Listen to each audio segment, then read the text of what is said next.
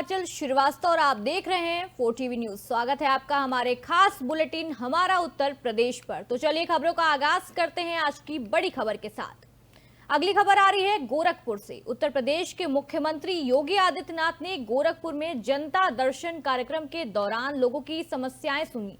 गोरखनाथ मंदिर परिसर में आयोजित इस जनता दर्शन में बड़ी संख्या में लोग अपनी फरियाद लेकर पहुंचे। मुख्यमंत्री ने एक एक करके सभी फरियादियों से मुलाकात की और उनकी समस्याएं गंभीरता से सुनी। उन्होंने मौके पर मौजूद अधिकारियों को सख्त निर्देश दिए हैं कि हर समस्या का समाधान समयबद्ध तरीके से किया जाए, नहीं तो किसी भी पीड़ित को निराशा न लौटाया जाए। सीएम योगी ने कहा है कि जनता की सेवा, उनकी समस्याओं का समाधान करना सरकार की प्राथमिकता जिम्मेदारी है।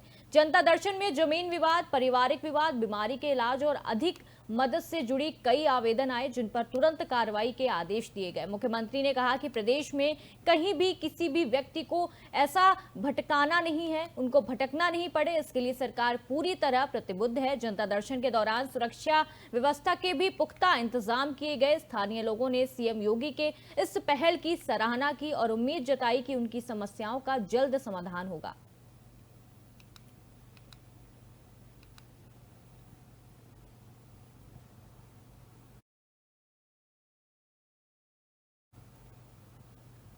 और इसी के साथ एक उत्तर प्रदेश से एक बड़ी खबर सामने आ रही है। उत्तर प्रदेश के मुख्यमंत्री योगी आदित्यनाथ ने विश्व जनसंख्या दिवस के मौके पर जनसंख्या नियंत्रण को लेकर बड़ा संदेश दिया है। सीएम योगी ने ट्वीट कर कहा है कि संतुलित जनसंख्या समृद्धि समाज और सतत विकास का मजबूत आधार है। उन्होंने कहा है कि जनसंख्या नियंत्रण आज केवल आवश्यकता नहीं बल्कि राष्ट्र निर्माण की अनिवार्य नीति भी है। योगी आदित्यनाथ ने अपने संदेश में ये भी कहा है कि ये लक्ष्य केवल सरकार के प्रयासों से नहीं बल्कि जन जागरूकता, जन भागीदारी और लोक नीति के सम्मिलित प्रयासों से ही हासिल किया जा सकता है। उन्होंने प्रदेशवासियों से अपील की है कि वो संतुलित जनसंख्या और सशक्त भारत के संकल्प को और भी ज्यादा मजबूत करें और एक स्मरण सशक्त और आत्मनिर्भर राष्ट्र के निर्माण में सहयोग दें। सीएम योगी ने अपने ट्वीट में विश्व जनसंख्या दिवस के महत्व को रेखांकित करते हुए कहा है कि बढ़ती जनसंख्या पर नियंत्रण पाना हर जिम्मेदार नागरिक का कर्तव्य है। उन्होंने सभी से जनसंख्या स्थिरता के लिए सरकार की नीतियों में सहभागी बनने की अपील की है। उनका ये संदेश राज्य में जनसंख्या नीति को लेकर सरकार की गंभीरता को दर्शाता है।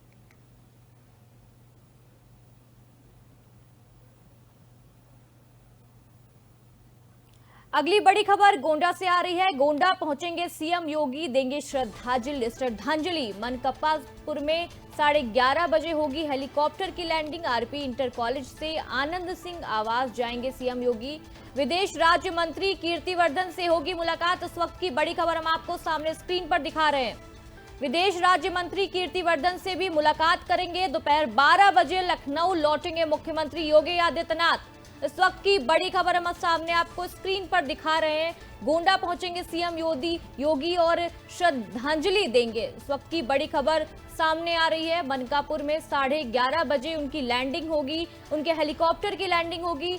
आरपी इंटर कॉलेज से आनंद सिंह आवास पहुंचेंगे। विदेश राज्य मंत्री कीर्तिवर्धन से मुलाकात करेंगे। इस वक्त की बड़ी खबर सामने आ रही है। दोपहर 12 बजे लखनऊ वो वापस लौटेंगे। गोंडा पहुंचेंगे सीएम योगी और श्रद्धांजलि देंगे। इस वक्त की बड़ी खबर हम आपको सामने स्क्रीन पर लगातार दिखा रहे हैं। मनकापुर में 11:30 बजे उनके हेलीकॉप्टर की लैंडिंग होगी। दोपहर 12 बजे लखनऊ वापस लौटेंगे मुख्यमंत्री योगी आदित्यनाथ।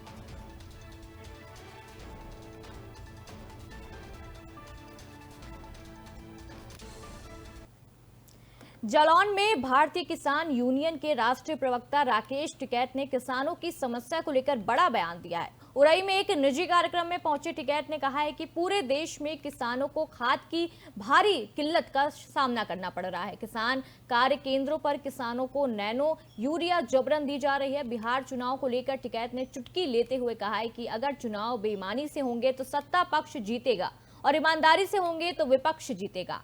महाराष्ट्र चुनाव को लेकर उन्होंने बीजेपी पर तोड़फोड़ कर सरकार बनाने का आरोप लगाया है। राहुल गांधी के बयान का समर्थन किया है और टिकैत ने आरोप लगाया है कि बीजेपी पूरे देश में किसानों की जमीन अधिग्रहित की उद्योगपतियों को सौंप रही है। उन्होंने कहा है कि सरकार किसानों से अनाज लेकर उनकी जमीन छीनने की साजिश कर रही है। महाराष्ट्र में भाषा विवाद को लेकर ठाकरे परिवार पर भी निशाना साधा और कहा कि ऐसे एजेंडे देश बर्दाश्त नहीं करेगा। कांवड़ यात्रा को लेकर टिकैत ने कहा कि मुसलमानों को टारगेट किया जाता है, सवाल नॉनवेज का नहीं बल्कि मुसलमानों का है। उन्होंने तंज कसते हुए कहा कि रजिस्टर रख कर देख लीजिए कि 60% हिंदू ही नॉनवेज खाते हैं। देखो, मूंग बहुत तादाद में मूंग अब देश में हो रही है। जो दलहन की कमी थी उसको मूंग पूरा कर सकती है। यही हाल बुंदेलखंड में रहा और यही मध्य प्रदेश में। वहां से भी बहुत शिकायत आई कि मूंग की खरीदी बंद करी है मूंगी की। तो सरकार को मैं कहा कि जो किसान ने पैदा कर दिया उसकी खरीद आप करें। दाल कैसे पूर्ति होगी? क्या बड़े जो कंपनियां हैं उनके प्रेशर में कि दाल हम अफ्रीकन उससे मंगाएंगे और अपने किसान को नुकसान होगा? बहुत मेहनत से मूंग की फसल किसान पैदा करता है तो उसकी खरीद होनी चाहिए। यहाँ पे समस्या खाद की बड़ी समस्या है, ये पूरे देश भर में। डीएपी और यूरिया, और एक खाद नैनो यूरिया जबरदस्ती देते हैं जो किसान को नहीं चाहिए, तो वो भी समस्या है। देखो, मूंग बहुत अयोध्या में सावन के पहले दिन भक्तिभाव का खास नजारा देखने को मिला है। रामनगरी में हजारों कांवड़िए दूर दूर से पहुंचे हैं और आस्था की डुबकी लगाई है। श्रद्धालुओं ने सबसे पहले सरयूदय नदी में स्नान कर पुण्य लाभ कमाया और फिर नागेशनाथ मंदिर पहुंचकर भगवान शिव का जलाभिषेक किया। मंदिर परिसर में बम बम भोले के जयकारों से पूरा वातावरण भक्तिमय हो गया। श्रद्धालुओं ने शिवलिंग पर गंगाजल, बेलपत्र और फूल अर्पित कर सावन की शुरुआत की है। स्थानीय प्रशासन ने भीड़ को देखते हुए सुरक्षा के कड़े इंतजाम किए हैं। नदी किनारे गोताखोरों की तैनाती कर दी गई है ताकि कोई हादसा ना हो पाए। पुलिस बल और वॉलंटियर भी लगातार निगरानी रख रहे हैं। अयोध्या के दुकानदारों और स्थानीय लोगों ने श्रद्धालुओं के लिए जलपान और ठहरने की विशेष व्यवस्था की है। भक्तों का कहना है कि सावन में रामनगरी में शिव भक्ति का अलग ही माहौल होता है। हर साल लाखों श्रद्धालु यहां आकर पुण्य अर्जित करते हैं। प्रशासन ने श्रद्धालुओं से अपील की है कि सावधानी बरतें और किसी भी समस्या में पुलिस से तुरंत संपर्क करें। रामनगरी सावन के महीने में पूरी तरह भक्ति में डूबी नजर आ रही है।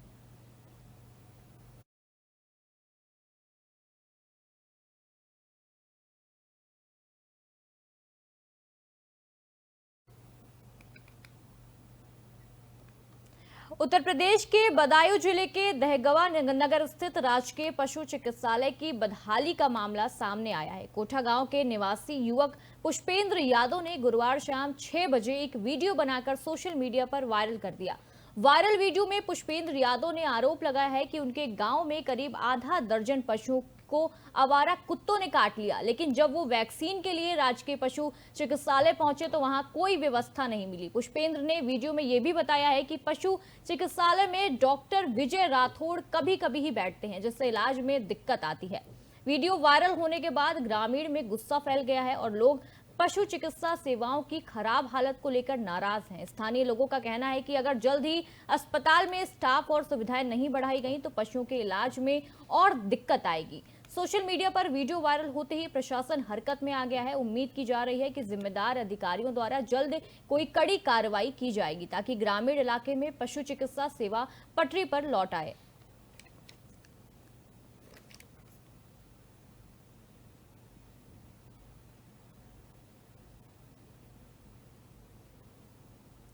बदायूं से हमारे साथ मोहम्मद तारिक संवाददाता जुड़ चुके हैं। मोहम्मद, ये जो वायरल वीडियो हमें सामने नजर आ रहा है, इसमें जो पशुपालन विभाग पे अधिकारियों पे जो आरोप लगे हैं, क्या उन्होंने अभी तक इसकी पुष्टि की है या प्रशासन की तरफ से कुछ हरकत की गई है? जी आंचल, जैसे कि मैं आपको बता दूं, जब से ये वीडियो वायरल हुआ है सोशल मीडिया पे, तब से लेकर के अब तक कोई प्रशासन की जो भी सीवीओ हैं बदायूं, अभी तक उनकी कोई प्रतिक्रिया नहीं आई है। जबकि यहाँ पे मेरे द्वारा फोन किया गया, लेकिन उनका फोन रिसीव नहीं होने के कारण उनसे कोई वार्तालाप नहीं हो पाई। इसी कारण यहाँ पे ये अभी बरसात का मौसम चल रहा है, कहीं ना कहीं बरसात के कारण जो दिक्कतें आ रही हैं पशुओं में, वो ज्यादा खुरपका मुंह पका की ज्यादा रहती है और कहीं ना कहीं बीमारियों की ज्यादा आशंका रहती है। लेकिन इस हालत में अगर जैसे वीडियो वायरल हुआ है, जो वीडियो में आरोप लगाए हैं पुष्पेंद्र यादव ने, तो कहीं ना कहीं ये कि गंभीर विषय बनेगा। जी जी, डॉक्टर विजय राठौर से कुछ संपर्क हो पाया है अभी तक कि उन्होंने अपनी डॉक्टर विजय गैर राठौर मौजूदगी पर? जो आरोप वीडियो में लगाए हैं वो भी सत्य हैं, लेकिन हम जब चिकित्सालय पहुंचे के बाद देखा तो वहां पे ताला लगा हुआ था। वहां पे ना ही विजय राठौर मिले, ना ही वहां पे पैरावेट कोई मिला, जिससे कि हमें जानकारी हो पाती है किसी चीज की। अभी तक मतलब आपके कहने के अनुसार प्रशासन की तरफ से कोई कार्यवाही नहीं की जा रही है वीडियो वायरल होने के बाद भी? नहीं, अभी कोई सार्वजनिक कार्रवाई नहीं है। अगर कोई विभागीय कार्रवाई अगर हो रही हो तो, लेकिन सार्वजनिक नहीं की जा रही है, कि जो कि अगर किसी अधिकारी से अगर बात की जाए तो अधिकारी ये बता सके कि हाँ ये कार्रवाई हम कर रहे हैं, या इसका एक वीडियो की वायरल हुई है, वीडियो वायरल होने के बाद में ये कार्रवाई करेंगे। जो कि जैसा कि ग्रामीणों के द्वारा जो आरोप लगाए जा रहे हैं कि एक गांव है बदायूं जिले में पड़ता है, ब्लॉक देगवा में कोठा, वहां के निवासी हैं पुष्पेंद्र, जो कि उनके गांव में 15-20 पशु जो हैं एक कुत्ते ने काट लिए, जो कि रेबीज फैलने की आशंका है। इसको लेकर के उन्होंने चिकित्सालय में गए, लेकिन चिकित्सालय में उनकी सुनवाई नहीं हुई, तभी उन्होंने वीडियो बना करके वहां से वो वायरल किया। लेकिन अभी तक कोई आधिकारिक पुष्टि नहीं हो पा रही है कि आखिरकार क्या मामला है और क्यों इस पर कार्रवाई नहीं हो रही है, और इतनी जो लापरवाही है, आखिरकार इतनी लापरवाही प्रशासन क्यों बढ़ता है। वहीं पे अगर बात की जाए सूबे के मुख्यमंत्री की, तो कहीं ना कहीं उसमें आदेशों में इतना सख्त आदेश दिया जाता है कि गायों को लेकर के या पशु को लेकर के या पशु विभाग को लेकर के, लेकिन वो सारे खोखले नजर आते हैं अधिकारियों की नजर से। जी, मतलब आपके कहने के अनुसार प्रशासन की तरफ से कोई कार्रवाई नहीं की। अगर हम बात करें जो वहां के आसपास के लोग हैं, जो ग्रामीण हैं, उनमें कितनी संख्या में कितना आक्रोश है, या वहां का क्या माहौल देखा जा रहा है? अभी तो खास तौर पे कहीं किसी विभाग में अभी नहीं आए हैं, क्योंकि जैसे कि अगर धरना प्रदर्शन किया जाए या कैसे है, ऐसा नहीं है, लेकिन कहीं ना कहीं अंदर अंदर जो है ग्रामीणों में ये परेशानियां हैं कि जो आशंका है पशुओं को बीमार होने की, तो कहीं ना कहीं एक चिकित्सालय है या पशु चिकित्सालय है, और उसके जो डॉक्टर हैं उनका ये दायित्व बनता है कि वो कहीं ना कहीं इसकी देखरेख करें, भाई जनता को सुविधा दें। जनता का पैसा जाता है, जनता को सुविधा मिलेगी, तो क्यों प्राइवेट डॉक्टर लगाएंगे। आगे की और कुछ अपडेट है मोहम्मद जी? आगे अपडेट अभी तो फिलहाल आधिकारिक अपडेट कोई नहीं मिल रही है आजा जी, जैसा कि मैं बता दूं, लेकिन कहीं ना कहीं अगर पशु चिकित्सालय की बात करो और इस विभाग की बात करो, तो सबसे ज्यादा लापरवाही जो मिलती है वो पशु चिकित्सालय के अंदर मिलती है, चाहे वो कोई भी, चाहे सीबीओ हो, चाहे कोई और अन्य अधिकारी हो। कहीं ना कहीं लापरवाही इतनी देखने को मिलती है कि जगह जगह गाय, जो घुमंतु गाय हैं, उसकी भी जिम्मेदारी कहीं ना कहीं पशु चिकित्सालय के अधिकारियों की होती है, लेकिन कहीं एक्सीडेंट में कटे हुए मिल रहे हैं, कहीं किसी तरीके से मिल रहे हैं, लेकिन उनकी देख रेख ना होने के कारण अपनी क्या नाम है जान खो रहे हैं पशु। तो ये लापरवाही तो है, इसके ऐसे एक तरह से लापरवाही तो कहेंगे, तो प्रशासन की लापरवाही हो, प्रशासन की है, अधिकारी की लापरवाही है, लापरवाही तो है। जी जी, बहुत बहुत शुक्रिया मोहम्मद तारिक आपका हमसे जुड़ने के लिए और ये खास जानकारी देने के लिए।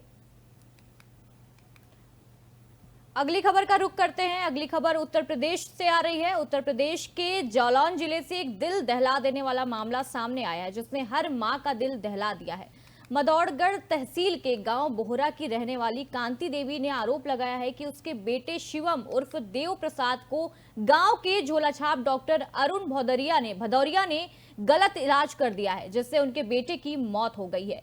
कांति देवी ने बताया है कि रविवार को बेटे को बुखार आया था। इलाज के लिए उसने डॉक्टर अरुण भदौरिया को बुलाया, जिसने बिना किसी जांच के तेज बुखार में बोतल चढ़ा दी। आधी बोतल लगते ही शिवम की हालत बिगड़ने लगी, लेकिन डॉक्टर ने मां की कोई बात नहीं सुनी। हालत बिगड़ने पर मोहल्ले वालों ने डॉक्टर को इलाज करने से रोका, तो वहां मौके पर से भाग गया। मां वंचित कार्रवाई के लिए अधिकारियों से गुहार लगा रही है, लेकिन अब तक कोई सुनवाई नहीं हुई है। झोलाछाप डॉक्टर की लापरवाही पर प्रशासन की चुप्पी से गांव में आक्रोश फैला हुआ है। अच्छा, हमारे लला को बुखार हो तो शांति का, अकेले हैं हम घर में, मालिक कहेगा काम करन सवेरे, तो हमने कई गांव वाले बोले कि नहीं जा पा रहे तो डॉक्टर को बुला ले। कहने हमें नंबर दो, हमें फोन कर दो टोला वाले ने हम डॉक्टर पहुंच गए। डॉक्टर ने एक गोली दी, टट्टी जो लग गई थी रात के, तो मैंने गोली दी लला ना, मैंने खा लाई, वो टट्टी हो या खा लेने छोटी बोतल चढ़ा दी। वो बुखार बुखार खा जानी देखो उतरो के नहीं उतरो बोतल चढ़ा रही बुखार रही में वो बाद मतलब उसकी देर में चढ़ा जब बहुत जल्दी चढ़ा रही है और दूसरी बड़ी बोतल चढ़ा रही तो वहाँ में इंजेक्शन डाल रहा है और हमारी 100 से सुबह बूढ़ी है सुबह खाना मांगने लगी शाम खाना बनाने लगी नहीं कई देर में हमारे लड़ाया थे कफन लगे खूब कस के तो हमने मैंने कम्मा उड़ा नहीं डांटे खाना रजाई डाली नहीं डांटे डॉक्टर साहब कहने लगे कि वो कुछ नहीं हुआ तो माल दे बस वो घास कम बलबला पारो भागन लगो सही कहने लगी बात चक्कर है तब गाँव पर आ गया बातें ही नहीं हम अकेले गाँव पर आ गया तो मैंने देखो कहने लगे तुम्हें चक्कर दिखा रहा हो वो बेहोश हो रहा हो अब मैंने सबने मार्शल करी कि तैयार करो भाभी जाओ घरों पर वो कपड़ा खराब होएगा मैंने हल्का ये सब छोड़ गई बस बेहोश होएगा अच्छा हमारे लला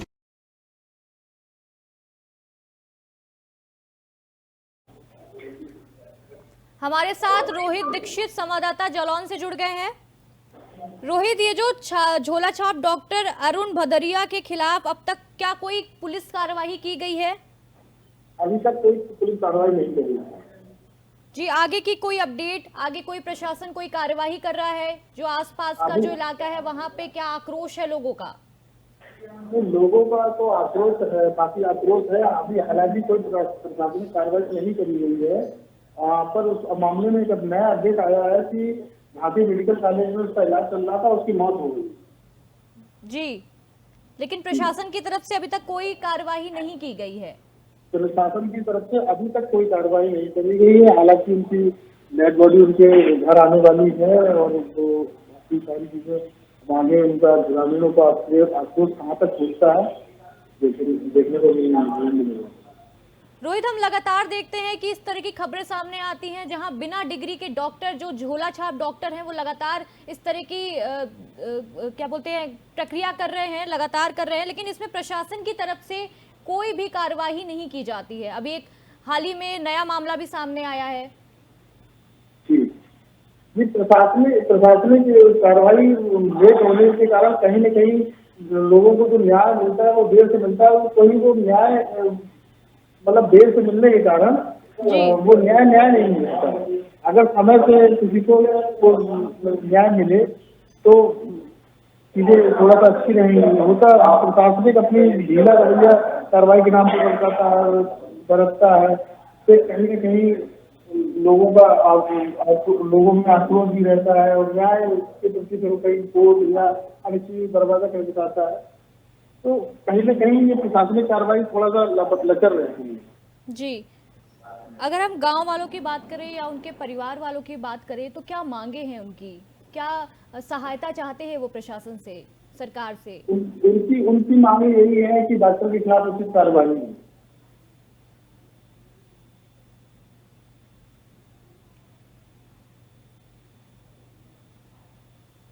जी रोहित, बहुत बहुत शुक्रिया आपका ये सारी खास जानकारी देने के लिए। खबरों का रुख करते हैं। अगली खबर गाजियाबाद से आ रही है। गाजियाबाद के इंदिरापुरम थाना क्षेत्र में पुलिस को बड़ी सफलता मिली है। पुलिस ने देर रात छापेमारी कर 50,000 रुपए के इनामी चोर समेत 3 बदमाशों को गिरफ्तार किया है। पकड़े गए बदमाशों के पास से अवैध हथियार और चोरी का सामान बरामद हुआ है। पुलिस के मुताबिक ये गिरोह लंबे समय से इंदिरापुरम और आसपास के इलाकों में शोरूमों को निशाना बनाकर चोरी करता था। पूछताछ में आरोपी ने कबूल किया है कि वो जल्द ही इंदिरापुरम क्षेत्र में एक और डकैती की तैयारी कर रहा था। एसपी अभिषेक श्रीवास्तव ने बताया है कि क्षेत्र में लगातार हो रही चोरी की घटना पर लगाम लगाने के लिए पुलिस लगातार चेकिंग अभियान और गश्त कर रही है। बीती रात मुखबिर से मिली सूचना के आधार पर पुलिस टीम ने कानावनी पुलिस से हिडन बरैज थाने वाले रास्ते पर घेराबंदी की और तीनों को धर दबोचा। पकड़े गए आरोपियों से पूछताछ अभी भी जारी है और पुलिस गिरोह से जुड़े अन्य सदस्यों की तलाश में जुट गई है। पुलिस अधिकारियों का कहना है कि ऐसे अपराधियों पर सख्त कार्रवाई की जाएगी ताकि क्षेत्र में शांति और कानून व्यवस्था लगातार बनी रहे। थाना क्षेत्र इंदिरापुरम में लगातार ही चोरी की घटना पर अंकुश लगाए जाने हेतु सघन चेकिंग तथा पुलिस कार्रवाई की जा रही है। आज इसी क्रम में स्वाड गाजियाबाद टीम को मुखबिर की सहायता से एक सूचना प्राप्त हुई कि 3 अपराधी कनावनी पुलिया से हिंडन बराज को जाती हुई सड़क पर चोरी की घटना को कारित करने हेतु योजना बना रहे हैं। उक्त सूचना पर तत्काल ही स्वाट टीम तथा थाना इंदिरापुरम की पुलिस टीम द्वारा मौके पर पहुंचकर उन्हें घेरने का प्रयास किया गया। अपनी ओर पुलिस को आता देख इनमें से 2 अपराधियों के द्वारा पुलिस टीम पर जान से मारने की नीयत से फायरिंग कर दी गई, जिसमें उपस्थित पुलिस टीम के द्वारा भी आत्मरक्षार्थ जवाबी फायरिंग की गई। इस जवाबी फायरिंग में 2 अपराधियों के पैर में गोली लगी है तथा इनके तीसरे साथी को साहस का परिचय देते हुए पुलिस टीम के द्वारा मौके से ही गिरफ्तार कर लिया गया है। थाना क्षेत्र इंदिरापुरम में बदायूं जिले के थाना चोरी की घटना जफीरनगर पे अंकुश क्षेत्र लगाए के जाने गांव हेतु जफीरनगर में एक युवक ने ससुराल पक्ष के लोगों पर मारपीट का गंभीर आरोप लगाया है। आरोप है कि ससुराल वालों की पिटाई से आहत होकर युवक ने अपने ऊपर केरोसिन डालकर आग लगा ली। आग की चपेट में आकर युवक बुरी तरह झुलस गया। परिजन आनन फानन में उसे पहले स्थानीय अस्पताल ले गए, लेकिन हालत गंभीर होने पर उसे बरेली के एक निजी अस्पताल में रेफर कर दिया गया, जहां उसका इलाज चल रहा है। पीड़ित के भाई ने इस घटना की जानकारी देते हुए पुलिस को तहरीर दी है कि जिससे ससुराल पक्ष के लोगों पर मारपीट के आरोप लगाए हैं। पुलिस ने शिकायत के आधार पर आरोपियों के खिलाफ मारपीट की धाराओं में मुकदमा दर्ज कर लिया है और मामले की जांच शुरू कर दी है। घटना से गांव में तनाव का माहौल है। परिजनों ने आरोपी पक्ष पर कड़ी कार्रवाई की मांग की है। फिलहाल युवक की हालत नाजुक बनी हुई है और परिजन उसकी सलामती की दुआ कर रहे हैं। पुलिस का कहना है कि दोषियों को जल्द गिरफ्तार किया जाएगा और सख्त कार्रवाई की जाएगी।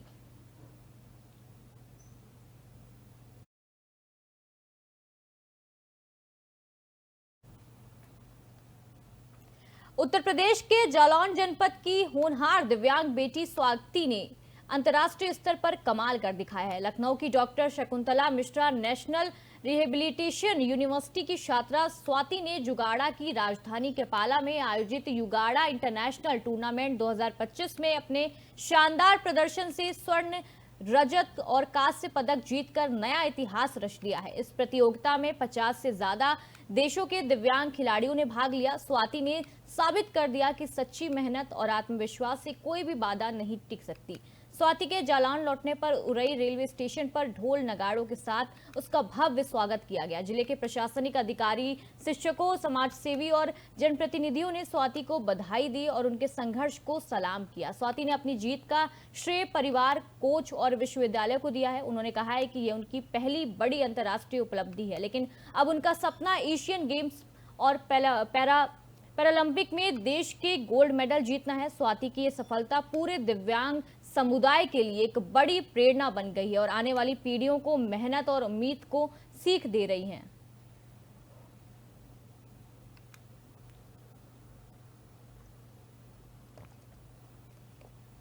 युगांडा इंटरनेशनल टूर्नामेंट था ये, जिसमें हमने 3 मेडल जीते हैं। सिंगल में सिल्वर मेडल है मेरा, डबल में गोल्ड मेडल है एंड मिक्स डबल में मेरा ब्रॉन्ज मेडल है। मैंने उरई से स्टार्ट किया था, इंदिरा स्टेडियम से। उसके बाद जब मुझे मालूम पड़ा कि पैरा गेम्स अलग होते हैं, तब मैं लखनऊ निकली। पहले हमने स्टेट खेला था लखनऊ से, उसके बाद नेशनल खेले 2 बार। पहले भी हम एक बार युगांडा गए थे। इसके बाद अभी मेरा एशियन चैंपियनशिप सिलेक्शन भी हुआ था, जिसमें मैंने थाईलैंड में खेला है। थाईलैंड खेलने के बाद अभी मैं दोबारा युगांडा गई थी, जिसमें मेरे 3 मेडल पड़े हैं। युगांडा। तो ये थी उत्तर प्रदेश की आज की बड़ी खबरें। ऐसे ही खबरों का सिलसिला जारी रहेगा। आप देखते रहिए 4TV न्यूज़। नमस्कार।